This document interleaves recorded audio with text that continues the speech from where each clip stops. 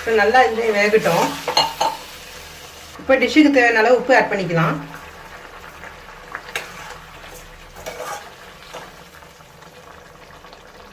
இப்போ சிக்கனே தண்ணி விடுது, அதிலே வெந்துட்டு இருக்கட்டும். இப்போ நம்ம இந்த டிஷ்ஷுக்கு தேவையான மசாலா அரைச்சிக்கலாம்.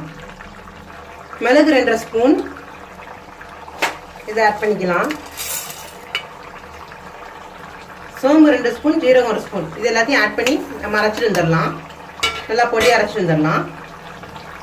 இப்போ அரைச்சிட்டு வந்தாச்சு, இதை ஆட் பண்ணிக்கலாம்.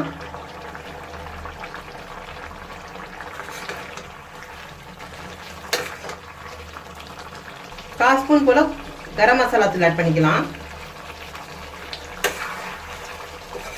நல்லா கிளறி விட்டுக்கலாம்.